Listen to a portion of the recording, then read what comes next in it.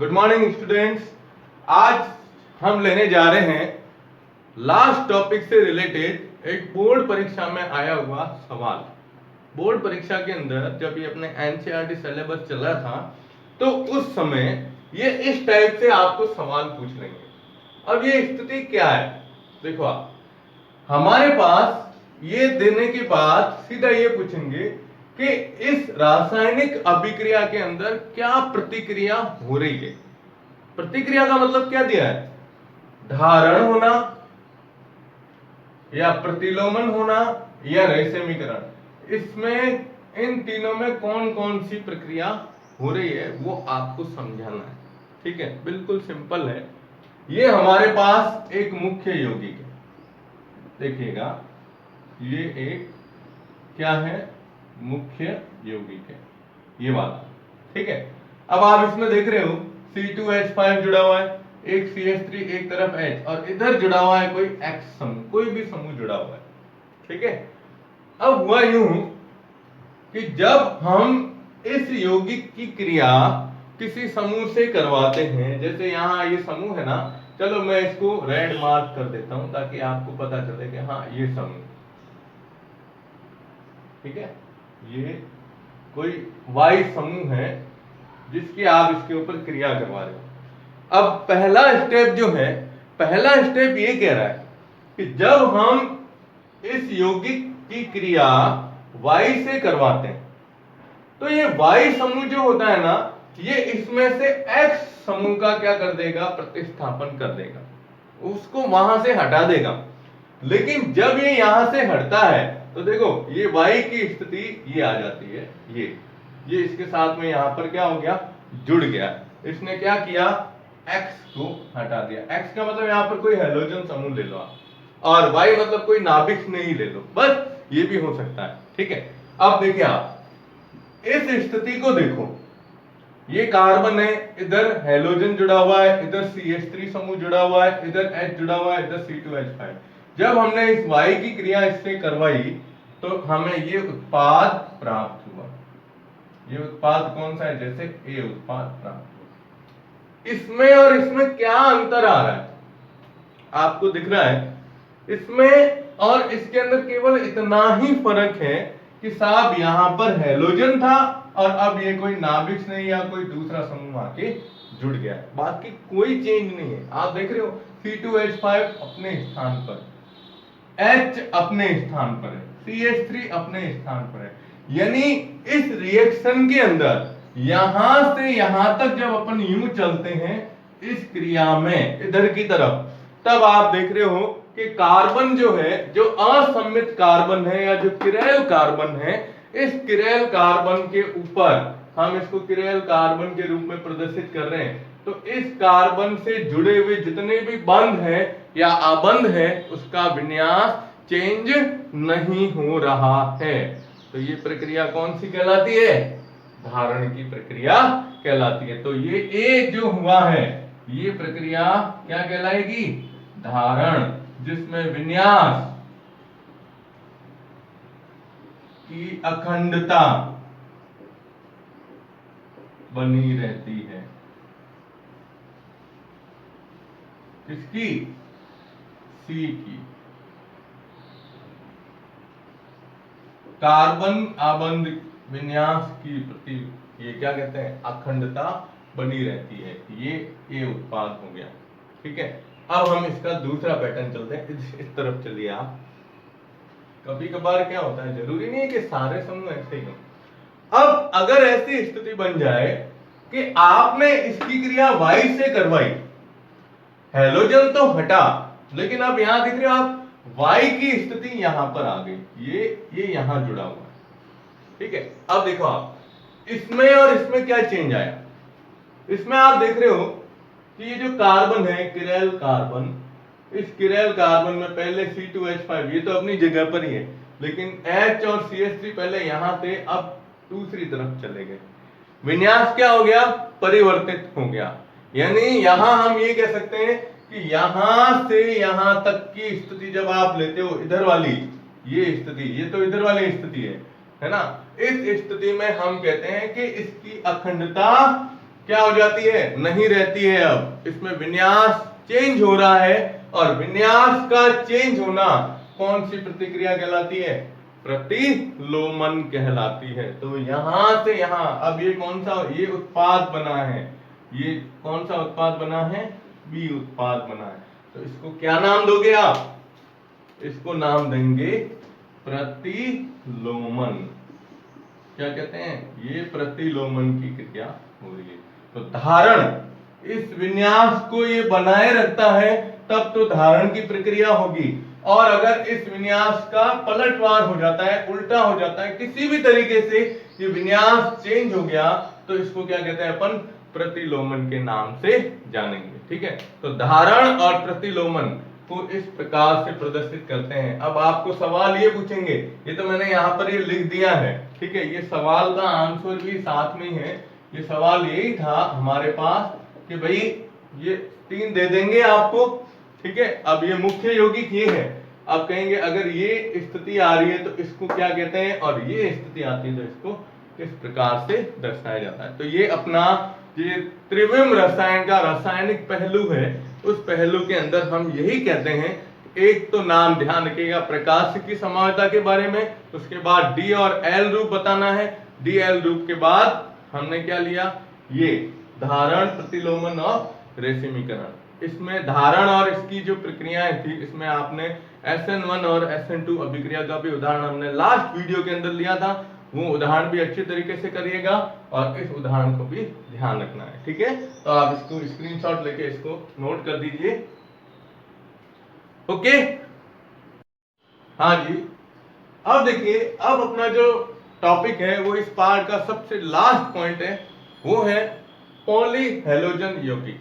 देखो वर्गीकरण, जब पार्ट की स्टार्टिंग के अंदर अपन ने हेलोजन का वर्गीकरण लिया था, तब उस समय आपको बताया था कि पॉली का मतलब क्या होता है, जिसमें हेलोजन की संख्या अधिकतम होती है। ठीक है, लेकिन यहाँ जो हम ये ले रहे हैं पॉलीहेलोजन यौगिक, ये केवल इतना ही टॉपिक लिया गया है कि इन यौगिकों का हमारे दैनिक जीवन में क्या उपयोग है, और अगर हम इनके संपर्क में आ जाते हैं तो ये हमारे लिए किस प्रकार से ज्यादा हानिकारक होते हैं। ठीक है, तो बोर्ड के ऊपर मैंने अभी 2 नाम लिखे हैं, ठीक है, और इसके और है 2-3 पॉइंट और है, ठीक है ना। तो देखो आप, सबसे पहला दिया है डाइक्लोरोमेथेन। अब डाइक्लोरोमेथेन की जब बात की जाती है तो डाइक्लोरो यानी क्लोरीन कितने होने चाहिए, 2 होने चाहिए। मेथेन मतलब एक ही कार्बन होता है ना। तो आप इसको जब लिखते हैं तो कार्बन 1, क्लोरीन कितने हुए, तो 2 हो गए। अब इस कार्बन की संयोजकता को पूरा करना है तो कितने हाइड्रोजन की जरूरत पड़ती है, 2 की। तो 2 हाइड्रोजन की जरूरत पड़ेगी, तो ये एक H और एक H, ये इसका क्या बन गया, सूत्र बन गया। ये यहां मैंने लिखा है CH2Cl2 के रूप में, डाइक्लोरोमेथेन।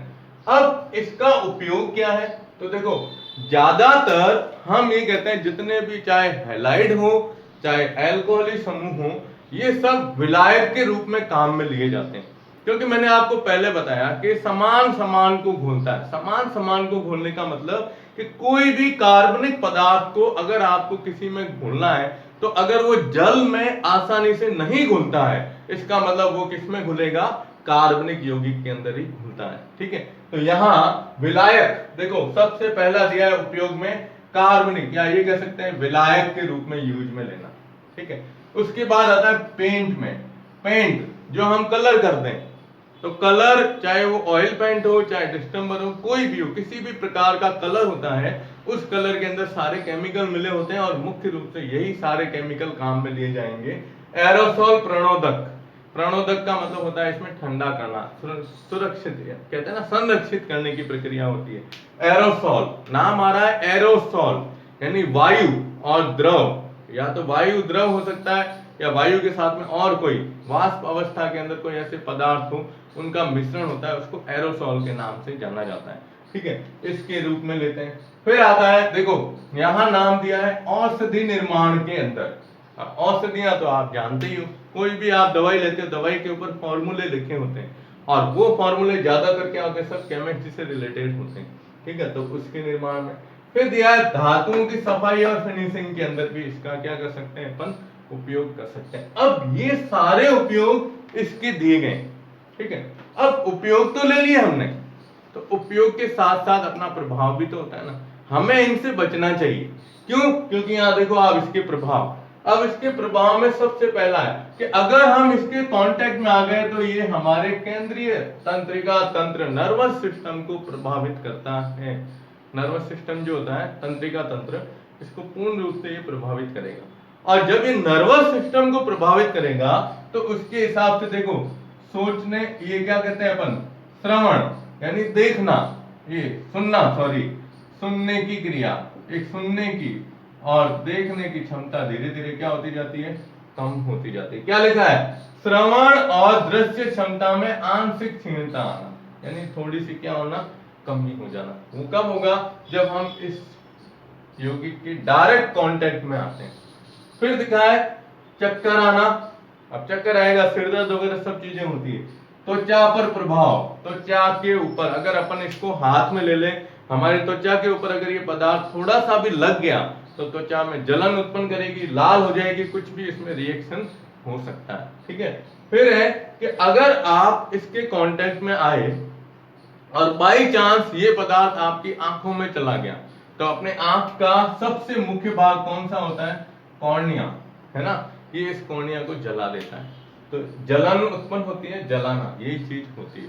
ठीक है। तो ये जो डाइक्लोरोमेथेन है, जिसे हम कहते हैं मैथिलीन डाइक्लोराइड, ये इसका उपयोग इस प्रकार से। अब ये लास्ट पॉइंट में ये ऐसे थ्योरेटिकल पोर्शन दिए गए। ठीक है। फिर आता है अगला जो सबसे महत्वपूर्ण है, ट्राइक्लोरोमेथेन। अब देखो ये था डाइक्लोरोमेथेन, अब ये ट्राई है। अब ट्राई का मतलब क्या हुआ?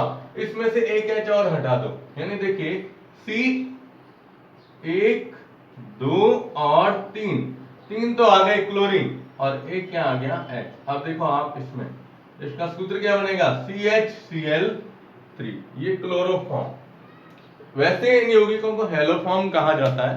हेलोफॉर्म मतलब इसमें आप हेलो शब्द आ रहा है हेलोजन के लिए, फॉर्म शब्द दिया गया है। हेलोफॉर्म एक रासायनिक अभिक्रिया है जिसके द्वारा ये यौगिक बनाए जाते हैं। तो अगर क्लोरीन जुड़ा हुआ है तो क्लोरोफॉर्म, ब्रोमीन जुड़ा हुआ है तो ब्रोमोफॉर्म, आयोडीन जुड़ा हुआ है तो आयोडोफॉर्म, है ना, और फ्लोरीन जुड़ा हुआ है तो फ्लोरोफॉर्म के नाम से जाना जाता है।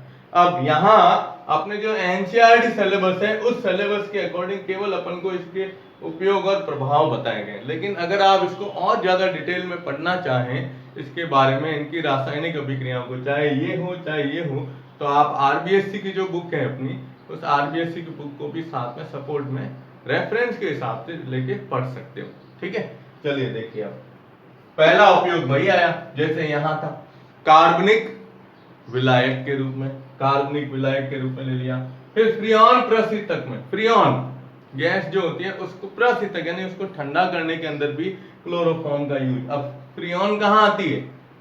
फ्रीऑन जो आती है, जिसे अपन कहते हैं ना क्लोरोफ्लोरोकार्बन के नाम से जानी जाती है, जो फ्रिज, रेफ्रिजरेटर और जो एसी होते हैं उनके द्वारा ये गैस छोड़ी जाती है वायुमंडल के अंदर। ठीक है। फिर आता है निश्चेतक के रूप में। पहले जब एक कम विषैला पदार्थ था, पदार्थ है ईथर, जिसे अपन कहते हैं, हमने आईयूपीएससी के अंदर ईथर के बारे में मैंने आपको थोड़ा बहुत बताया भी था। ठीक है। और अपन ने पहले भी पढ़ा है ग्रिग्नार्ड अभिकर्मक, शुष्क ईथर की उपस्थिति। तो ईथर कम विषैला पदार्थ है। ठीक है।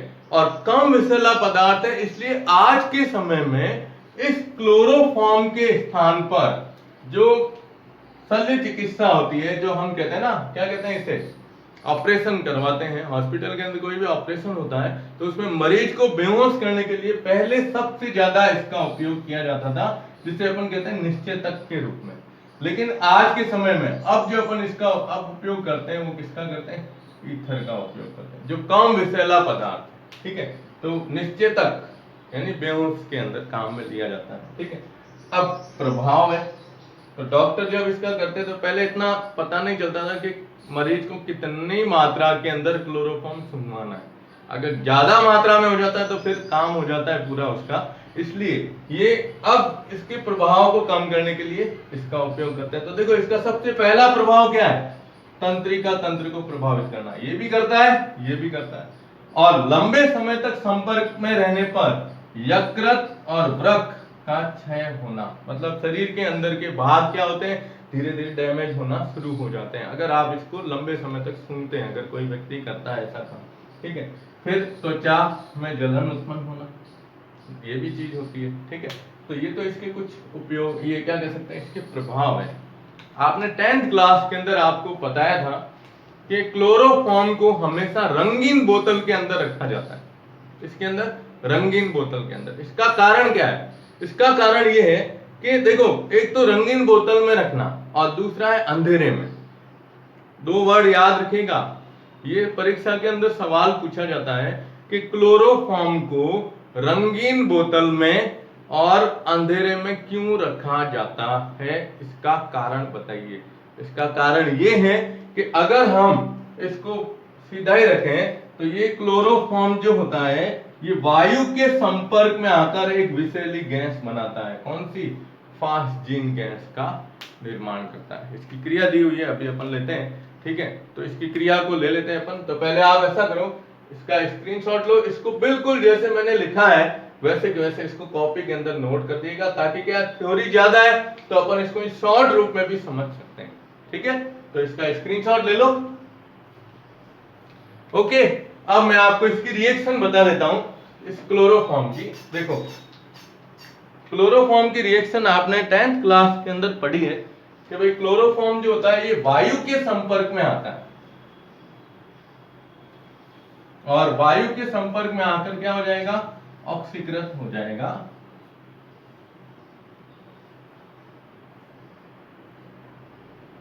देखिए, ये रिएक्शन आपको लिखनी है, ये वाली, फास्जीन गैस का निर्माण। फास्जीन गैस का निर्माण। अब ये कैसे होता है? तो क्लोरोफॉर्म है, क्लोरोफॉर्म का सूत्र अपन लिखते ही हैं, CH CH3 किस किस? वायु, ऑक्सीजन, और उपस्थिति किसकी होगी? सूर्य के प्रकाश की उपस्थिति, सूर्य के प्रकाश की उपस्थिति। अब बात आती है, ये फास्जीन गैस का निर्माण करती है, तो इसका सूत्र लिखना है। इसका सूत्र बनता है, देखो आप, एक तो कार्बन है ही हमारे पास, ठीक है। अब ये वायु से क्रिया कर रही है तो क्या बना रही है? ये ऑक्सीजन से जुड़ेगी। क्लोरीन इसमें से दो हो जाएंगे, तो एक Cl और एक ये Cl। इसको क्या लिखते हैं आप, शॉर्ट में लिखोगे तो COCl2, ठीक है। अब COCl2 है, ऑक्सीजन भी है और हाइड्रोजन भी है, तो ऑक्सीजन और हाइड्रोजन मिलके ये क्या बनाते हैं, साथ में H2O बनाते हैं। इसको बोलते हैं ये कार्बोक्सी क्लोराइड, ऑक्सी क्लोराइड के रूप में लिख सकते हो। या है क्या, कौन सी गैस है? फास्जीन गैस है। अब इस समीकरण को संतुलित करना है, करो भाई।